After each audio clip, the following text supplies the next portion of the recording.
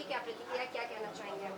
वसई विरार महापालिका ने व्यापारियों के ऊपर जो टैक्स लगाया था, उसकी शुरुआत यहाँ की जो सत्ताधारी पार्टी है उन्होंने महापालिका में ठराव पास करके किया था। और जो ठराव महापालिका के उस टाइम के सत्ताधारी पक्ष थे बहुजन विकास आघाड़ी, उनके नगर सेवकों ने ठराव मंजूर किया था और उसका इम्प्लीमेंटेशन आयुक्त करना चाहते थे, इसलिए आयुक्त ने नोटिस निकाली थी।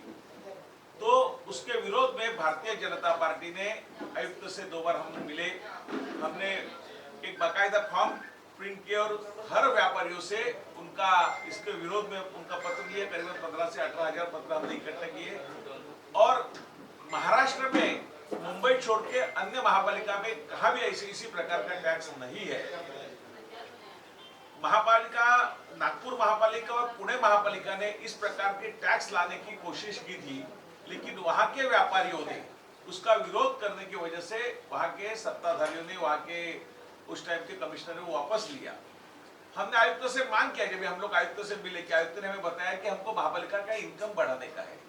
हम लोगों को बताया कि इनकम बढ़ाने का एकमात्र सोर्स ये नहीं है कि व्यापारी को टैक्स लगाओ। कोरोना का काल है, व्यापार बंद हो चुका है, व्यापार 8 महीने ठप पड़ा है, तो जो लीकेजेस है महापालिका से वो लीकेजेस बंद करो।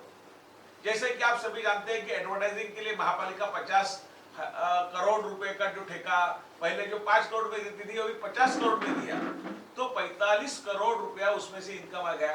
ऐसे अनेक प्रकार के सोर्स है, इलीगल पानी का कनेक्शन है, अवैध निर्माण है, ये जो मार्केट का ठेका दिया जाता है उससे ठेका से भी 4 गुना 5 गुना इनकम वो ठेकेदार वसूल करते हैं। उसमें बढ़ोतरी करो।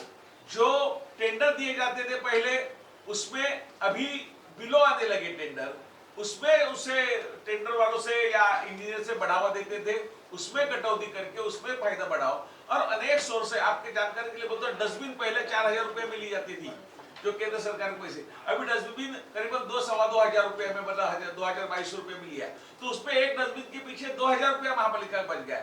ऐसे अनेक सोर्स इनकम के जो लीकेजेस है, पानी का मेंटेनेंस का जो विषय है, और इसमें अगर आयुक्त ध्यान देंगे तो इस प्रकार के टैक्स लगाने की आवश्यकता महापालिका को नहीं है।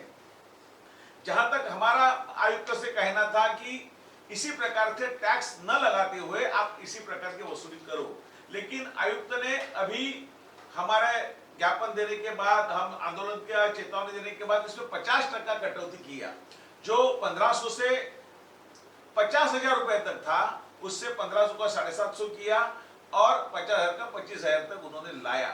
तो हम कल एक प्रेस जारी किया, नोट जारी किया और लोगों को बताया कि आने वाले कार्यकाल में इस महापालिका में भारतीय जनता पार्टी की सत्ता आने वाली है और सत्ता आने के बाद हम लोग 2 काम करेंगे, इसी प्रकार के टैक्स को बढ़ोतरी नहीं देंगे और जो महापालिका के लीकेजेस है, महापालिका का पैसा का मिसयूज होता है, उसको हम रोकेंगे।